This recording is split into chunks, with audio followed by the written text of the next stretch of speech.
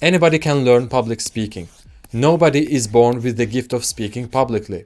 You have to know a few things to master it. I've done a lot of mistakes in my public speeches and researched impactful public speakers and learned how they prepare. If you want to be able to speak in front of people with confidence, after watching this video and applying all the techniques I mentioned, you will be a confident public speaker. Confidence comes from different elements. These are your body, gestures, mimics, voice, storytelling, energy. You'll be learning about all of them and how you can improve practically in a short period of time. So, let's go! Your body posture affects how you feel. Posture means the position of your body.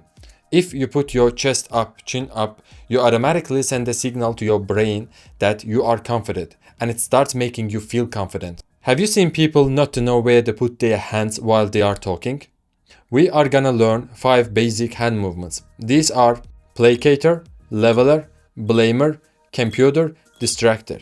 But before you have to understand power sphere. It is when you use your hand movements above your belt, not below. When you use your hand movements below, you look unconfident. So we always use all our hand movements above our belly. This is placator. It conveys the meaning I have nothing to hide. I don't have any weapon. It is welcoming and shows you are open to something. You can use it in many different situations, especially when you are starting your speech and welcoming people. Leveler shows authority. You can use it when you talk about something that shouldn't be done. Compare these two. Don't do it. Don't do it. Or when you want the audience to give you questions. Do you have any questions to me? Do you have any questions to me? See the difference? In the first case, nobody would ask you a question. Different gestures convey different meaning, and wrong gesture can confuse people. So the next one is blamer. Donald Trump's favorite gesture, pointing video finger. Pay attention to the difference. This is so important. This is so important. You can use it when you accentuate a point. When you want it not to feel pointing harsh, use it with all your fingers together. This is computer. You can use it when you want to show you listen and process the information. If someone asks you a question in the Q&A session, you can use it to show that you are listening. Okay, see what I did? This is the distractor. Clap and as if you make mosquitoes go away. Use when you lose people's attention and you want to re-engage them. Always use it with the sound. Don't overuse it. Use it 1 or 2 times during your performance. There are infinite amount of hand gestures and these are fundamentals. Just using these are a good starting point. Of course, you can use any hand gestures that help you communicate better. Make sure it doesn't confuse people. When you show increase, go up. When you show decrease, go down. If you talk about past, start from right to left. Because your right is people's left when you're standing face to face. By the way, if you want to move when you are talking, you can use right to left as well. When you talk about past, you go to the right side. When you talk about now, you go to the middle side. And when you talk about future, you are going to the leftmost side. Use them like a spice in the meal. Don't make your whole meal to consist of only spice and nothing else. Don't put your fingertips together all the time. Momentarily using it is powerful, but using it all the time is a problem. Don't put your hands in the arms, hands in the hips, hands combined, hands in pocket. Don't use your hands straight. No, you are not in army or in a karate club. Just relax, let your hands be in your side. It's okay your hands relax in your side when you don't talk. When we talk and listen, we use mimics even if we don't realize it. We have to rehearse and recognize right mimics. My 3-year-old daughter learned from TV and checks it on me. When she says happy, I do. Yes. When she says sad, I do. When she says surprise, I do. Ooh. Using right mimics is very important. Imagine smiling when you are giving condolence to your friend about his mother's death. I'm so sorry that your mother died. One of the most important elements of delivering message is voice.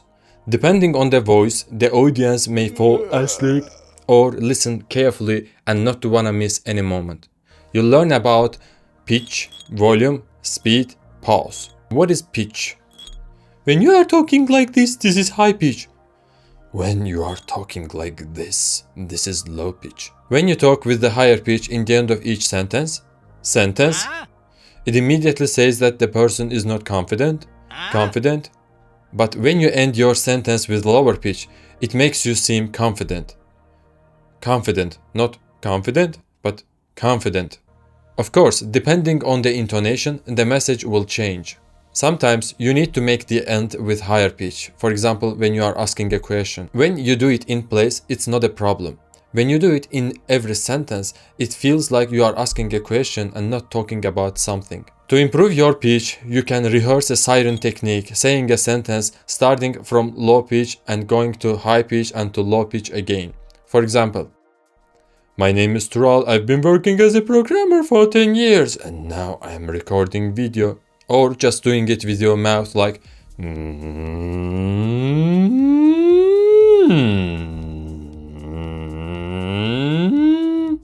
But don't do it in front of people, unless you want them to see you as insane.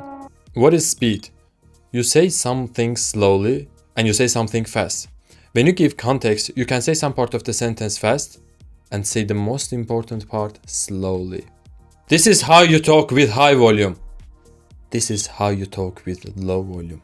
Always speak a bit louder when you talk to a big audience, because when we talk, we hear our own voice not only through our ears but also our bones. And this makes us feel that we are louder, but in reality we aren't. Since people hearing you don't hear you through their bones, so you are actually speaking lower than you think. Now we came to my favorite one. Pause. Pause is very powerful.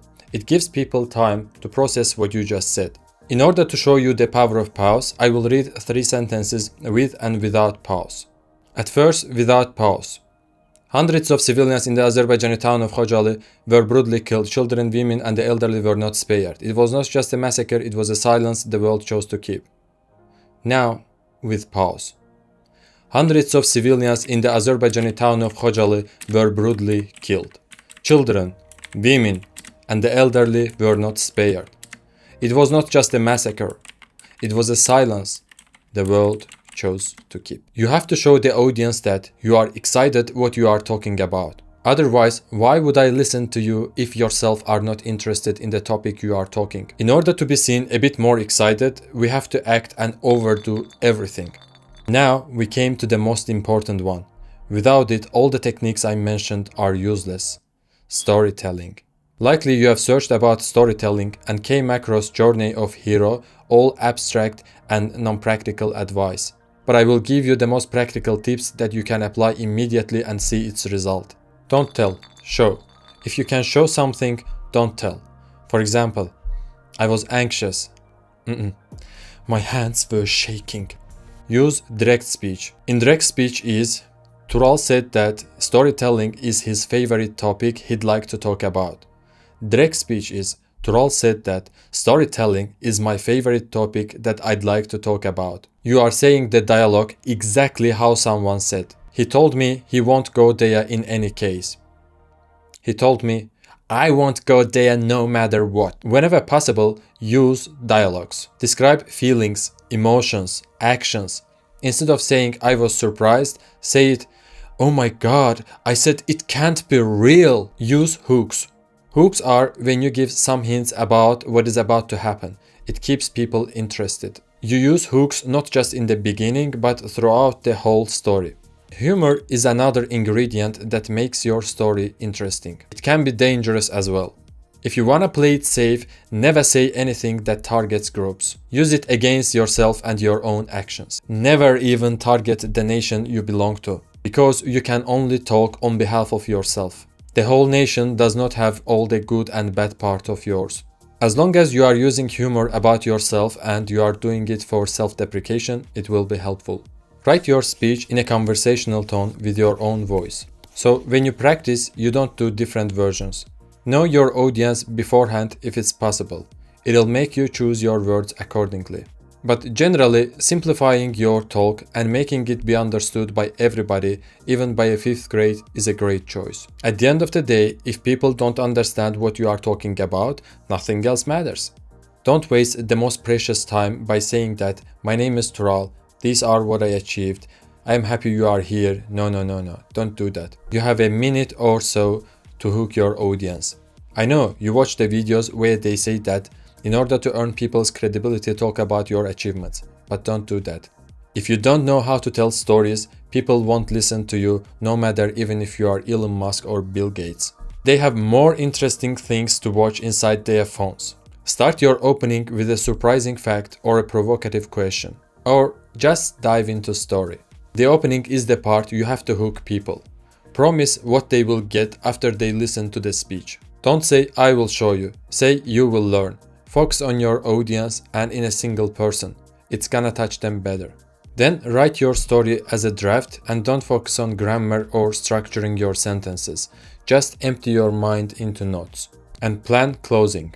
If you plan to talk about yourself, only do it in this part. When you finish writing, leave it for a while. Because if you immediately review your script, you're not gonna be able to see how you can improve or make modifications. When you review, add rehooks when you are starting to talk about a new idea. If possible, don't use slide. If you must, put your words with bigger font and don't cram a lot of information in the slide.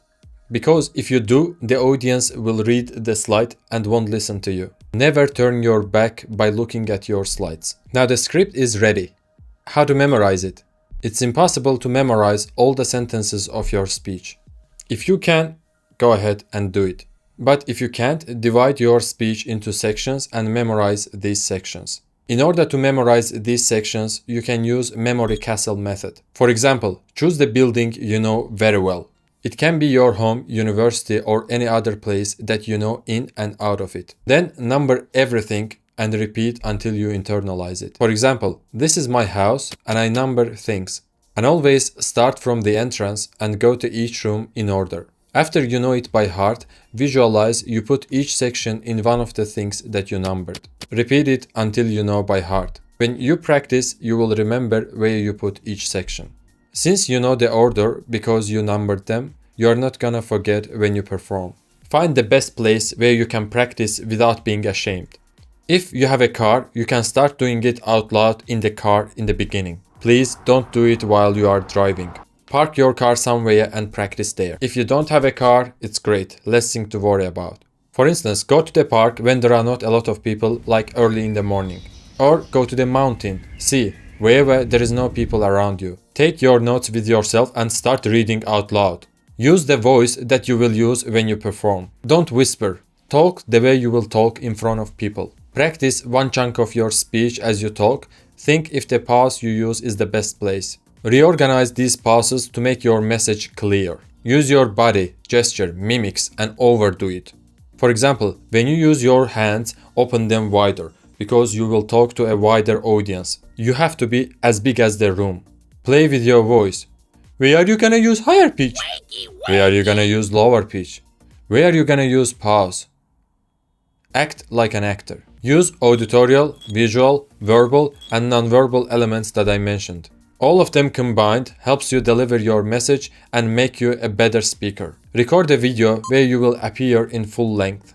At first, watch without the sound, only your visual. Then listen to it without watching, by just focusing on your voice. See what you miss, take a note, and improve when you practice. Repetition is very important. Do you know why we don't think about the steps while we are walking? I mean, we don't think left foot, right foot, left foot, right foot. Because we repeat it millions of times.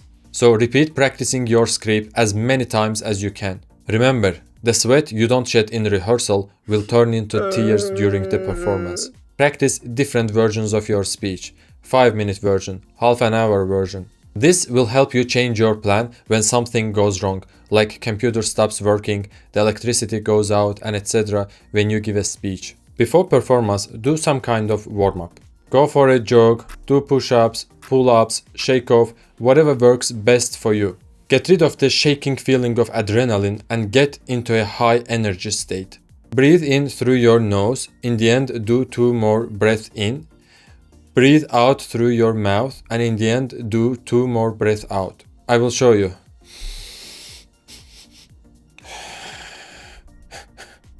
Warm up your voice by doing siren technique, which we have already talked about, and doing lip trills like if you can't do it, you can use your fingers like don't spend the minutes before your presentation by fine-tuning your words, slides, or delivery. In my school, when teachers asked us stand up and talk about lesson, we used to say, "Please, teacher, please, let me prepare more." And teachers used to say, "If you didn't feel full by eating, you won't feel by licking." And the same goes here. When performing, think about the value you give to your audience, how it can change their lives. Focus on your audience. Think, how can I make it easier so they all understand my message? Focus on your hand gestures.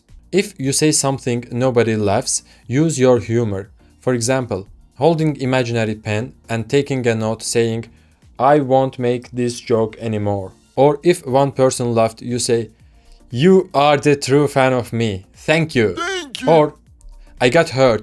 I'm going." You pretend to go out and come back with big grin. When a technical issue happens, tell a joke meanwhile it was fixed, or go on your talk and skip the part that required the technology if it can't be fixed. This is why you have to have a different versions of the story in terms of duration. As you talk, after a while, people lose energy. This is normal. So try to add interactivity every once in a while. If the presentation is long, after an hour, ask people to stand and stretch with them for half a minute and then keep going. When you move in the stage, move only with purpose. If you feel the urge you want to shake your leg or other part of your body out of adrenaline, just wiggle your toes, because nobody sees them. When you are on the stage, distract your conscious mind by focusing on the audience or on your body. If you like a few people in the audience, you can focus on them while you are speaking. Please, don't complicate things by overthinking.